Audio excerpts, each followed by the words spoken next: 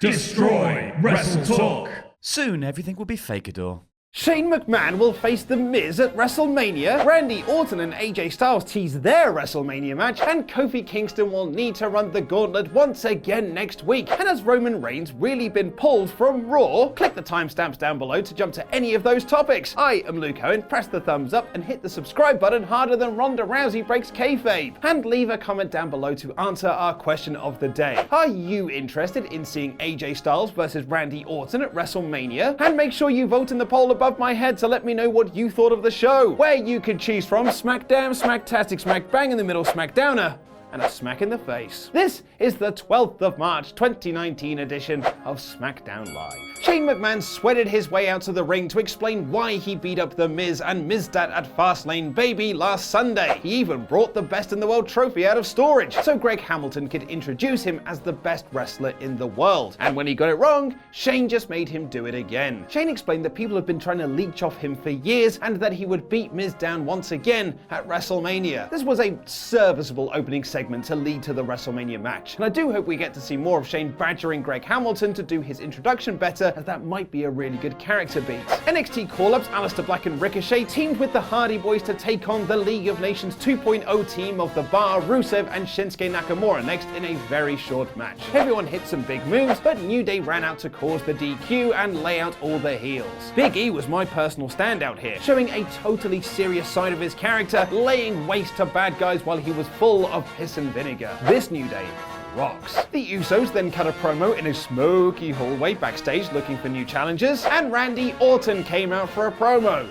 Blimey, it must be WrestleMania season. I'll be honest, he cut a promo that we've heard 1,000 times before, but this was really great, saying that while AJ Styles was wrestling in bingo halls and tanning with Dixie Carter, he was winning world championships in WWE, winning the Royal Rumble, and headlining WrestleMania. AJ Styles came out to defend the honor of the Indies, saying that Randy only made it to WWE because of his dad and only got popular using a knockoff diamond cutter. Randy mocked AJ and the Bullet Club for ripping off the too sweet hand gesture and said that SmackDown was really the house he built, he's the landlord, and the rent is due, you son of a bitch. Blimey, now you know it's serious. AJ pointed to the WrestleMania sign, challenging Orton to come and take the rent from him. As I said, this is ground we've trodden many times before, and the Indies versus WWE gimmick isn't anything new, but I really did love this segment, and I thought it was some of the best work Orton has done since the abandoned Vicious character we had last year in the feud with Jeff Hardy. Asuka quickly beat Sonya Deville when Mandy Rose used the ring apron to trip Deville, continuing the split of Fire and Desire and the trend of not giving Asuka a credible challenger to her championship. WrestleMania is 3 weeks away, and there are no signs of a storyline or feud for the Empress right now, which really sucks. It's going to be Lacey Evans, isn't it? It certainly won't be a member of the IIConics, as they cut a promo backstage asking why Bayley and Sasha Banks have not been on SmackDown since winning the WWE Women's Tag Team Championships, even though they said they would defend them across all 3 brands. And, you know, they have a point. You've been on NXT, but not SmackDown. What is it, the blue brand not good enough for you? IIConics then challenged Boss and Hug to show up on SmackDown. You know, it's quite sad to see just how much Becky Lynch has cooled off with this needlessly convoluted feud with Ronda Rousey, which Lynch made fun of by pointing out just how silly this storyline has become in her promo. Charlotte Flair came out to say a lot of the things we've heard her say already, and Becky said that while Flair has been in charge of the women's division for 4 years, she's the one that got them the main event of WrestleMania. Listen, this wasn't a bad segment by any stretch of the imagination, but it was a bit lackluster. Despite advertising Samoa Joe defending his United States Championship against R-Truth, card subject to change, it was turned into a tag team match where Truth teamed with Rey Mysterio to take on Joe and his teammate Andrade. This had a lot of fun spots as we'd come to expect from these 4 in the ring, and saw Rey roll up Samoa Joe for a surprise pinfall victory, perhaps setting up a Joe versus Rey match at WrestleMania. The tag match between Daniel Bryan and Rowan taking on Mustafa Ali and Kevin Owens appeared to have 2 goals. Number 1, write Owens and Ali out of the WWE WWE Championship picture for the time being, and number B, put over that Rowan is an unstoppable beast with a devastating claw slam which has now been renamed the Iron Claw, which is not as good as some of your suggestions last week. And Rowan being pushed as an unbeatable monster played into the main event segment, where New Day argued with Vince McMahon about why Kofi Kingston deserves and has earned a title shot at Daniel Bryan. Big E and Xavier Woods were great here, speaking for Kofi Kingston first by saying he's been a loyal WWE soldier and yet he's still treated like garbage, but Vince shut them both down by saying he wished Kofi deserved a shot, but he's just not main event caliber, even saying that he had a chat with Daniel Bryan earlier in the night who told him that he thinks Kofi is nothing more than a B+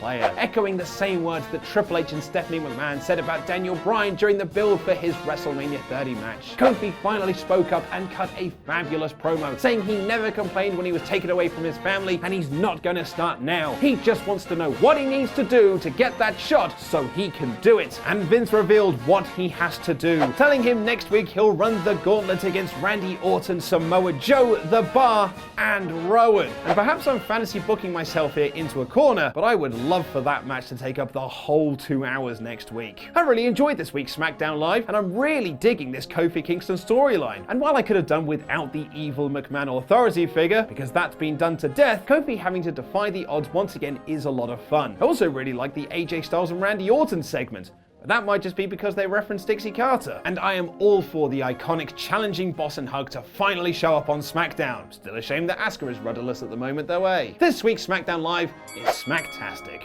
And now, over to Ollie Davis with that news about Roman Reigns being pulled from Raw. Great SmackDown review, Luke. Hopefully Kofi will go on to beat Randy Orton in next week's Gauntlet match, win the WWE Championship from Daniel Bryan at WrestleMania, and then go on to have an all-time classic feud with rapper Eminem. Wait, what?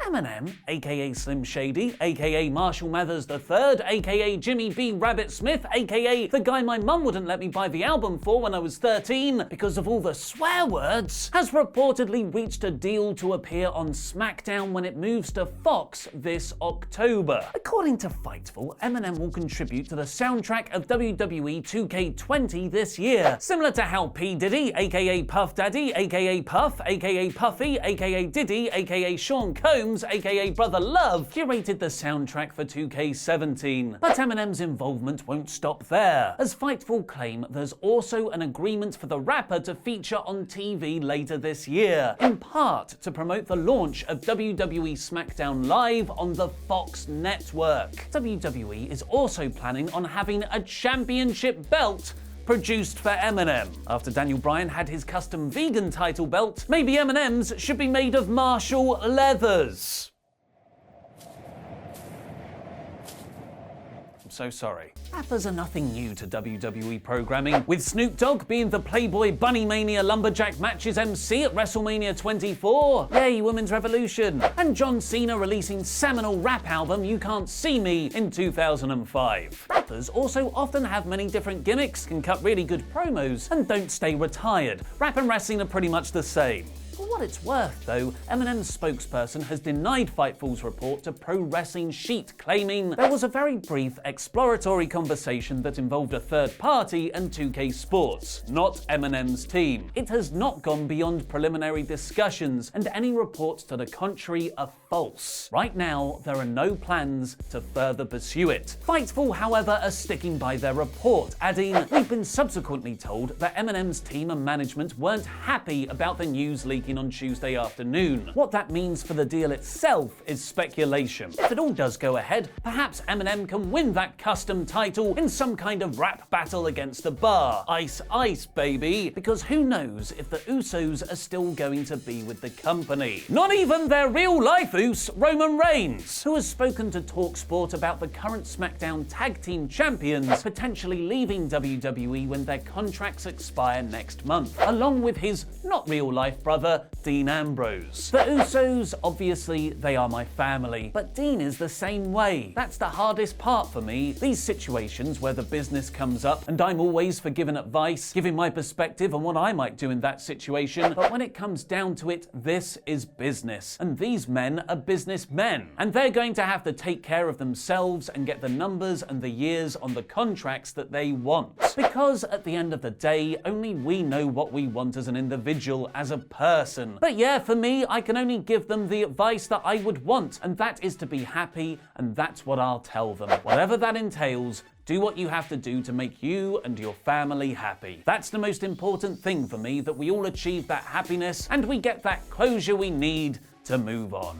Reigns was brutally taken out by a Drew McIntyre Claymore on Monday's episode of Raw, with WWE playing up a concussion injury angle backstage. It appears this will carry on to next Monday's show in Chicago's Allstate Arena, as Roman is no longer being advertised for the TV taping on WWE's website. The venue's listing has also removed Reigns from the lineup, instead advertising a match between Seth Rollins and Dean Ambrose taking on Drew McIntyre and Baron Corbin. Why are you a team? This suggests that Ambrose hasn't been written off TV by McIntyre's beatdown on Monday's episode for him to leave the company. Hopefully Roman, no longer being advertised for Monday's Raw, is just for kayfabe injury purposes, which is supported by WWE announcing yesterday that Reigns will feature on WWE's overseas tour of the UK in May. Most likely still facing Baron Corbin, as that feud will never end.